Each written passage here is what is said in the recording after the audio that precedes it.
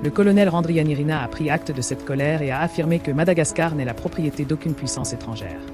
Ces mots ont marqué une rupture nette avec le passé. Dans les jours qui ont suivi son investiture, le nouveau président a multiplié les signaux de fermeté. Il a déclaré vouloir instaurer un partenariat équilibré avec toutes les nations prêtes à respecter la souveraineté malgache. Ce positionnement a intrigué plusieurs chancelleries. Parmi elles, Moscou a réagi rapidement. Quelques semaines avant la fameuse rencontre du 16 octobre, des échanges discrets avaient déjà eu lieu entre les représentants russes et les conseillers du colonel Randrianirina. Des rumeurs circulaient sur des discussions autour d'une coopération sécuritaire, notamment dans la formation des forces armées et la protection des sites stratégiques. Dans le même temps, certains médias locaux rapportaient la présence de délégations économiques russes venues explorer le potentiel minier et énergétique du pays.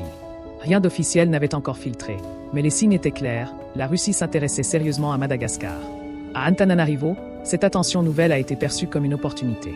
Le gouvernement militaire voyait dans cette ouverture vers Moscou un moyen de rompre avec les dépendances traditionnelles. La Russie, de son côté, voyait dans Madagascar un partenaire stratégique situé à un point clé de l'océan Indien, à proximité des routes maritimes majeures. Les diplomates russes ont alors multiplié les visites informelles. Ils ont rencontré des membres de la société civile, des entrepreneurs et des responsables politiques.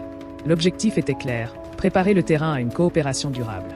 La rencontre officielle du 16 octobre n'était donc pas une surprise totale, mais plutôt l'aboutissement d'une stratégie mûrement réfléchie des deux côtés. Pendant que les chancelleries occidentales exprimaient leur inquiétude, à Madagascar, un sentiment d'émancipation gagnait du terrain. Beaucoup voyaient dans ce rapprochement avec Moscou un signe de liberté retrouvée.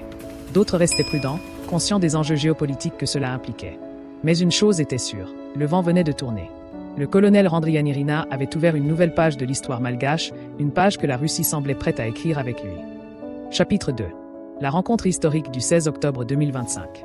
Le jeudi 16 octobre 2025 restera dans les mémoires comme une journée clé pour la diplomatie malgache. Ce matin-là, les rues d'Antananarivo étaient sous haute attention. Les médias locaux suivaient chaque mouvement de la délégation russe. Le représentant spécial de Vladimir Poutine venait de poser pied sur la Grande Île. À ses côtés, plusieurs conseillers politiques et économiques. L'accueil fut discret mais chargé de symboles. Au palais d'État, le colonel Michael Randrianirina, désormais président de la transition, attendait cette rencontre jugée historique. Le tête-à-tête entre les deux hommes a duré plusieurs heures. Selon des sources proches du dossier, les échanges se sont déroulés dans une atmosphère de confiance et de respect mutuel. L'entretien avait un objectif clair, ouvrir une nouvelle phase de coopération entre Antananarivo et Moscou.